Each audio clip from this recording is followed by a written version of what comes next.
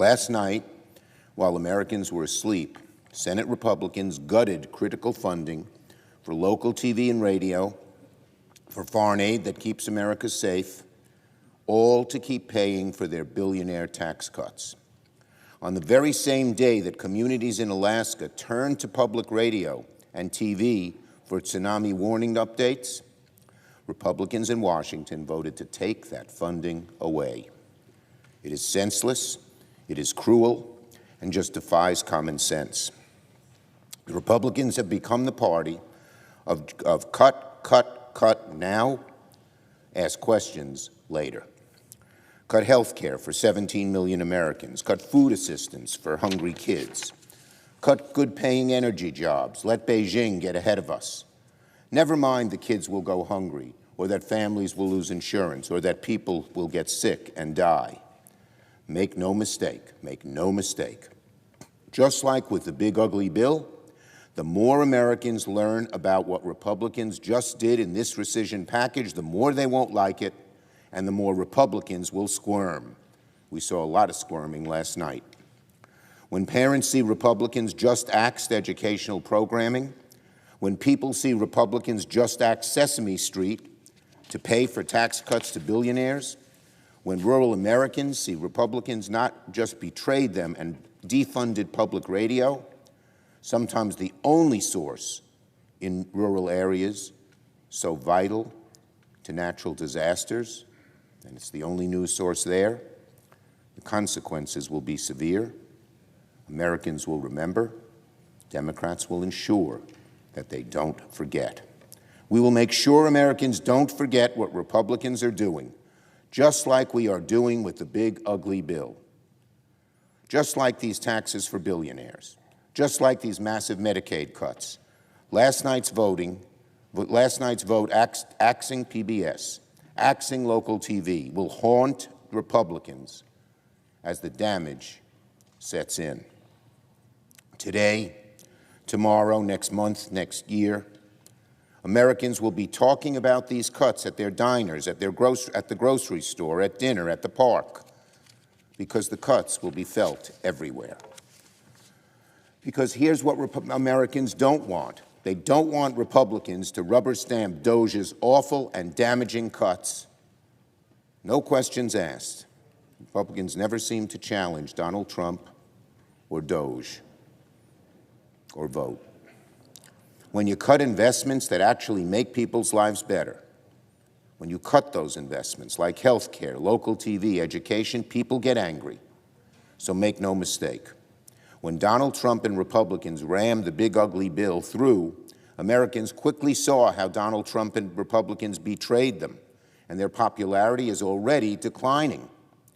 When families saw the consequences, when Americans saw the Medicaid cuts, when kids are getting food ripped from their mouths so billionaires can pay less in taxes, it is disastrous for Donald Trump and many Republicans. And we saw that on many faces across the aisle last night who didn't want to do what Trump wanted them to do, but were forced into it because of threats or frailty or fear.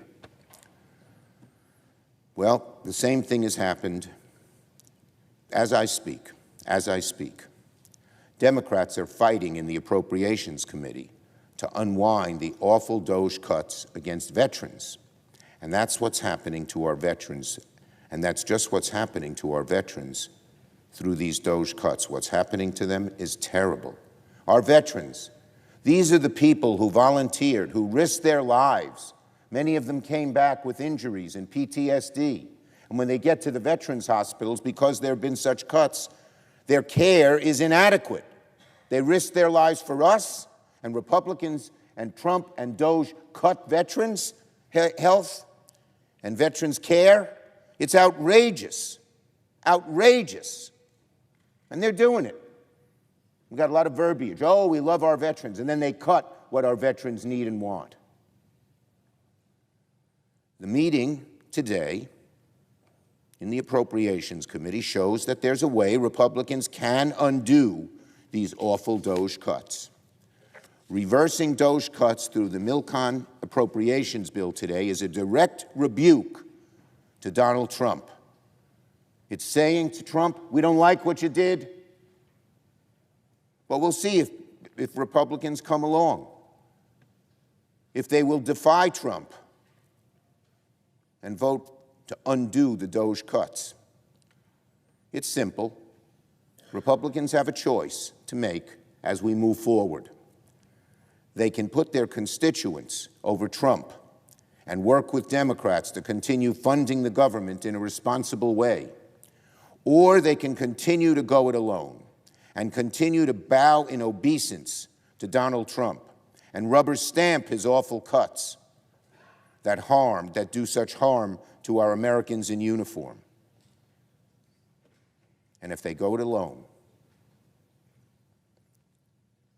without undoing the terrible things that DOGE did, here and elsewhere, Democrats will make them pay a price, just as we have made them pay a price on reconciliation. Republicans can continue to bow in obeisance to Trump and rubber stamp whatever cuts he tells them to make. But you can't just push these awful cuts farther and farther down people's throats and not expect them, the people, to respond.